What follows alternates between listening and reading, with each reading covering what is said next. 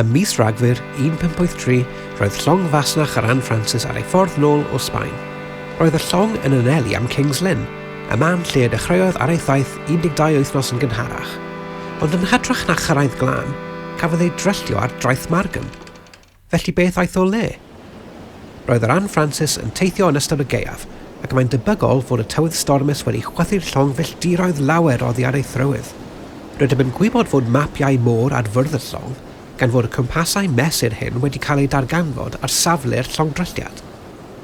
Roedden nhw'n cael eu defnyddio i fesur pellterau ar fapiau a siartiau. Fodd bynnag, mae'n debygol nad oedd gan y criw unrhyw syniad lle roedden nhw. Byddai'r gorchudd cwmwl yn golygu na fydden nhw wedi gallu gweld yr haul mwyn gweithio mas eu lleoliad. Mae'n debygol fod y llong yn cynnwys gwahanol fathau o offer mordwyo. Darn o offer a gafodd ei ddatblygu yn wreiddiol gan seryddwyr Arabaidd oedd astrolabau. Cafodd yr astrolab hwn o'n casgliad ei greu gan Dia Aldin Mohammed yn y 1650au. Gellir defnyddio astrolabau arddlongau i fesur pellterau rhwng y gorwel a'r haul neu'r sêr. Byddai hyn yn helpu'r llong i bennu ei lledred, hynny yw pa mor bell i'r gogledd neu'r de oedd ei lleoliad. Dydyn ni ddim yn gwybod os oedd astrolab ar fwrdd yr Anne Francis gan nad oes cofnod gennym. Rydym yn gwybod fod offer mordwyo arall ar fwrdd yr Anne Francis fel y plemeni hyn a gafodd ei canfod ar safle'r llongdrylliad.